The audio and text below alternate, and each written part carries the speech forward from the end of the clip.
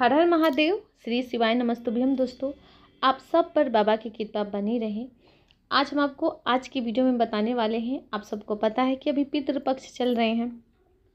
ये पक्ष इतना पवित्र होता है कि इसमें कोई भी किया गया उपाय और काम बहुत ही ज़्यादा फलदायी होती है। ये पावन दिन अभी चल रहे हैं, तो इन दिनों में कोई भी आप उपाय करते हैं तो उसका फल निश्चित ही मिलती है। तो 13 अक्टूबर को शिवरात्रि है। यहाँ पे हम आपको शिवरात्रि के दिन करने वाले उपाय बता रहे हैं, जिससे करने के बाद आपको 100% संतान की प्राप्ति होगी ही होगी। अगर आप दोनों उपाय में से कोई भी एक उपाय कर लेते हैं तो आपकी मर्जी, आप चाहें तो दोनों उपाय भी कर सकते हैं। तो अगर आपके शादी के बहुत दिन हो गए हैं, शादी के 10 साल, 15 साल, 20 साल, 25 साल, 30 साल, 35 साल भी हो गए हैं, आपने सारे डॉक्टर को दिखा लिए हैं, उसके बाद भी आपको संतान की प्राप्ति नहीं मिली है, नहीं सुख मिला आपको संतान का, तो इस पितृपक्ष को 13 अक्टूबर को आप ये उपाय ज़रूर कीजिए। शिवरात्रि है उस दिन, शिवरात्रि के दिन करने वाले ये उपाय हैं। हम आपको यहाँ पे 2 महा उपाय बता रहे हैं, जिसे करने के बाद आपका गर्भ निश्चित ही ठहरेगा और आपको संतान की प्राप्ति होगी ही होगी। तो इसके लिए आपको थोड़ा सा पहले से मेहनत करना होगा। पहला उपाय जो बताएंगे वो, और दूसरा उपाय बताएंगे वो बस आपको उसी दिन करना होगा। तो चलिए हम आपको बताते हैं कि संतान प्राप्ति के लिए आप ये उपाय कैसे करेंगे। आपको स्क्रीन पर दिखाई दे रही होगी, ये है हरसिंहार या परिजात के, आप इसे पुष्प कहिए, जो भी भाषा में आपके इधर कहा जाता है, बस आप इसे समझ जाइए। इसी पुष्प से आपको उपाय करने होंगे। पहला, संतान प्राप्ति के लिए, जो कि आपको मासिक शिवरात्रि यानी कि पितृपक्ष की शिवरात्रि को करना है 13 अक्टूबर को। मौका हाथ से जाने नहीं दीजिएगा। अभी नहीं किया तो फिर आपको अगले साल मौका ही मिलेगा। तो जो आप ये देख रहे हैं पुष्प, इसकी जो आप ये भाग देख रहे हैं, लाल वाले, वाइट वाले नहीं, जो रेड वाले आप भाग देख रहे हैं, ये बस आपको इसी तरीके से 50 से 60 फूल चाहिए आपको। और उन सारे फूलों की आपको ये रेड वाले जितने भी हिस्से लग रहे हैं, उस सब के सब आपको तोड़कर साइड कर लेनी होगी। 50 से 60। अभी तो ये फूल खिलने का समय है, क्योंकि ये फूल आजकल ही खिलते हैं, इसीलिए आपके पास डबल मौका है। एक तो पितृपक्ष और ये पुष्प आपको मिल जाएंगे। बाकी के महीने में अगर हम आपको ये बताएं उपाय करने के लिए, तो फिर आपसे नहीं हो पाएगा, क्योंकि ये फूल उस समय खिलते नहीं हैं। अभी ये समय है, मौका है आपके पास ये उपाय करने का। इससे वंश वृद्धि होती है, ये निश्चित है। तो यहाँ पे आपको 50 से 60 पुष्प लेनी है, और उनके जो ये केसरिया वाला भाग देखे हैं, जो हमको राउंड राउंड किए हैं, उतने सारे आपको भाग तोड़ लेने हैं। जितने भी केसरिया कलर के दिख रहे हैं वो सारे के सारे भाग तोड़ लेना है, 50 से 60 पुष्प की। और उसे अपने घर में ही, धूप में नहीं, याद रखिएगा, धूप में आपको इन फूलों की डंडियों को नहीं सुखाना है। आपको अपने घर में ही छाँव में इन डंडियों को सुखाना है। सुखाने के बाद इसका पाउडर पीसकर हम चंदन तैयार कर लेंगे, पाउडर बना लेंगे और एक डिब्बी में रख लेंगे। तो ये 2-3 दिन में आराम से सूख जाएंगे। अभी थोड़ा टेम्परेचर भी है, तो इस तरह से अभी शिवरात्रि आने में टाइम है, 4-5 दिन है। तो आप ये पुष्प आज ही ले आइए, कल ले आइए, और इसकी डंडियों को सुखाकर इसका पाउडर तैयार कर लीजिए।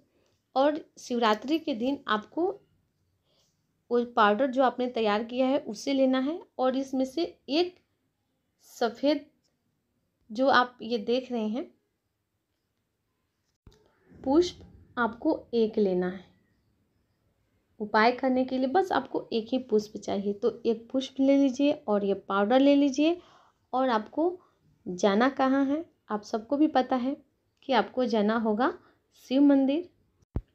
शिव मंदिर जाने के बाद आपको वो पुष्प अशोक सुंदरी के आप जो पुष्प लाए हैं उसे अशोक सुंदरी के स्थान पर समर्पित करनी होगी। तो आपको मालूम है कि अशोक सुंदरी का स्थान कहाँ पे है। जो बीच में मोटी लाइन देख रहे हैं वहीं शंकर जी की सबसे छोटी बेटी अशोक सुंदरी का स्थान है। तो यहाँ पे आपको वो पुष्प समर्पित करनी होगी।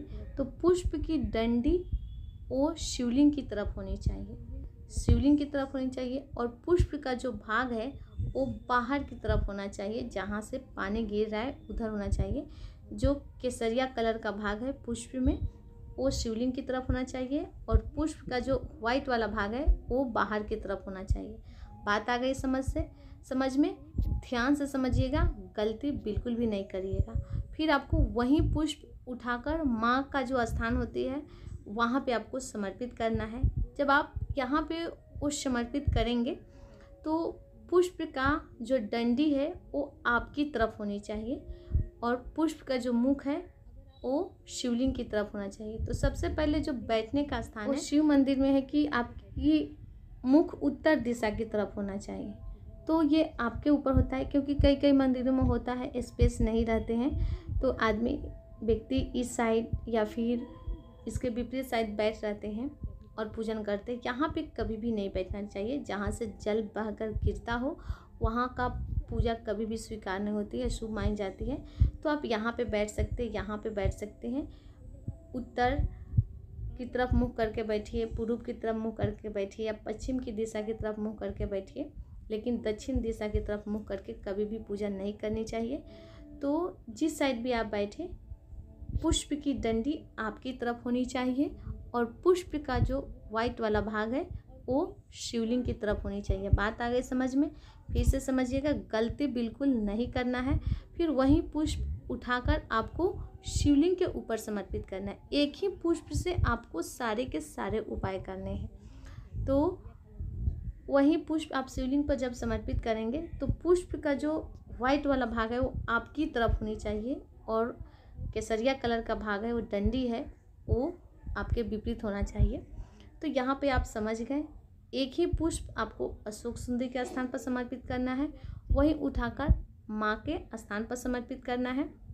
फिर वही पुष्प उठाकर आपको शिवलिंग के ऊपर समर्पित करना है। जो आप पाउडर बना कर ले गए हैं पुष्प की डंडी की, उसको केसरी पाउडर बोलते हैं, उससे आपको शिवलिंग के ऊपर त्रिपुंड बनाना है। और ये सारे उपाय करते समय आपको मन में संतान प्राप्ति के लिए कामना करते रहना है, बाबा से विनती करते रहना है, बाबा से आपको संतान की प्राप्ति का कामना करते रहना है। हम आपको यहाँ पे ये बात और बताना चाहेंगे कि अगर आप किसी कारणवश श्राद्ध पक्ष में ये उपाय नहीं कर पा रहे हैं, श्राद्ध पक्ष की शिवरात्रि को आप ये उपाय नहीं कर पा रहे हैं, तो श्राद्ध पक्ष की जो सोमवार आज है तो आज तो कर नहीं पाए, कोई बात नहीं। किसी भी महीने में सोमवार को आप ये उपाय कर सकते हैं, या फिर सोमवार की अष्टमी को भी आप ये उपाय कर सकते हैं, या फिर किसी भी महीने में जो मासिक शिवरात्रि आती है उस पर भी कर सकते हैं, महाशिवरात्रि के ऊपर भी आप कर सकते हैं। लेकिन यहाँ पे ये जो पुष्प है वो हमेशा नहीं खिलता है। ये पुष्प आजकल ही खिलते हैं, 2-3 महीना ही खिलेंगे, उसके बाद ये पुष्प नहीं खिलते हैं। इसीलिए आपके पास अभी मौका है, श्राद्ध पक्ष भी है और ये पुष्प भी मिल रहे हैं। इसके बाद जो महीने आने वाले हैं कार्तिक मास, उसमें भी आप ये उपाय कर सकते हैं। उस माह के भी शिवरात्रि पर कर सकते हैं। दीपावली से पहले जो शिवरात्रि आएगी उस पर आप ये उपाय कर सकते हैं संतान प्राप्ति के लिए। तो ये बहुत ही अचूक उपाय है संतान प्राप्ति के लिए। इस उपाय को आप जाने बिल्कुल भी मत देना। इस उपाय को एक बार जरूर करिएगा। अगर आपने सारे उपाय कर लिए, आपका गर्भ नहीं ठहरा है, तो इस उपाय को एक बार जरूर करिएगा। वंश वृद्धि के लिए ये स्पेशल उपाय है। चलिए अब दूसरे उपाय की तरफ। इसके लिए चाहिए आपको सफ़ेद कलर की फूल, एक फूल चाहिए, ज़्यादा नहीं।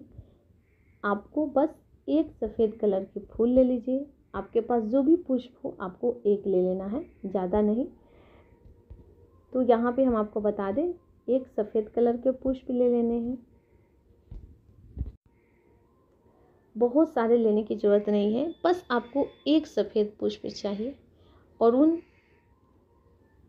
इन सारों में से एक आपको लेकर शिव मंदिर जाना है। बस बहुत ही आसान सा उपाय है। इससे आसान उपाय हो ही नहीं सकता है संतान प्राप्ति का मेरे अनुसार, क्योंकि ये इतना इजी उपाय है ना कि जब आप करेंगे तो आपको इसमें किसी प्रकार की झंझट ही नहीं है।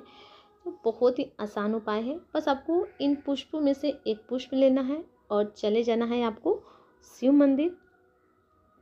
शिव मंदिर जाने तो आप आ गए हैं शिव मंदिर, और शिव मंदिर में एक जो आप अपने साथ सफ़ेद पुष्प लाए हैं उसे आपको शिवलिंग के ऊपर समर्पित कर देना है अपनी मन की कामना बोलते हुए।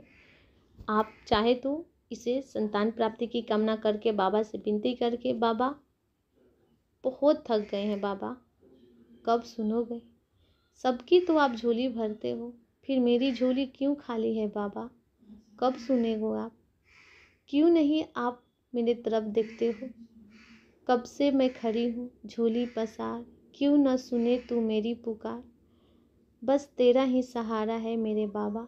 ऐसी विनती करिए और संतान प्राप्ति की कामना करिए।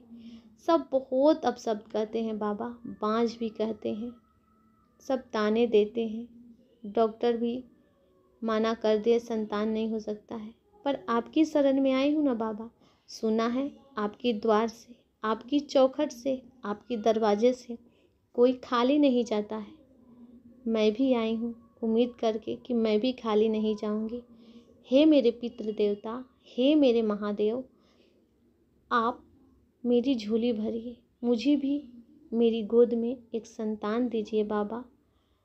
बाबा से ऐसी विनती करिए, पितरों का आशीर्वाद लीजिए, और वो एक सफ़ेद पुष्प आप शिवलिंग के ऊपर समर्पित कर दीजिए। आप ये पुष्प और भी अपनी कामना हो, जैसे कि नौकरी के लिए, व्यवसाय के लिए, तरक्की के लिए, अपनी कामना के लिए, कोई मकान बनाना हो, इसके अलावा और भी कोई आपकी कामना हो तो कामना बोलकर आप ये सफ़ेद पुष्प समर्पित कर सकते हैं। जिनको संतान प्राप्ति की कामना करना हो वो संतान प्राप्ति के कर ले, और नहीं तो आप बाकी के भी जो भी मनोकामना हो वो करके आप समर्पित कर दें। तो यहाँ पे 2 उपाय बताए हैं हम आपको, जो कि आपको पितृपक्ष के शिवरात्रि को ही करना है, 13 अक्टूबर को करना है। इसीलिए मौका आप जाने मत दीजिएगा। ये बहुत ही अचूक उपाय है। चाहे तो आप दोनों उपाय कर सकते हो, नहीं तो कोशिश कीजिएगा हरसिंहार या पारिजात के पुष्प वाला उपाय ज़रूर करें, क्योंकि ये उपाय आपको इन्हीं महीनों में मिलता है। हमने पहले भी बोला है, फिर से बोल रहे हैं, और ये सफ़ेद पुष्प वाला भी उपाय कर सकते हैं। तो यहाँ पे इन दोनों उपायों में से जुड़े अगर आपके मन में किसी भी प्रकार के प्रश्न हो ज़रा सा भी, तो आप हमसे कमेंट में पूछ लीजिएगा, लेकिन गलत तरीके से आप ये उपाय बिल्कुल भी नहीं करना, नहीं तो आपको उसको फल नहीं मिलेगा। तो आपके पास यही मौका है, इस उपाय को ज़रूर करिए। चैनल पे पहली बार आए हैं तो चैनल को सब्सक्राइब कर दीजिए। वीडियो अच्छी लगती हो तो लाइक बटन दबाइएगा, कमेंट में हर हर महादेव या श्री शिवाय नमस्तुभ्यम जरूर टाइप कीजिएगा। फिर मिलते हैं आपके लिए एक और उपयोगी वीडियो लेकर। तब तक के लिए आप सबको एक बार फिर से श्री शिवाय नमस्तुभ्यम, हर हर महादेव।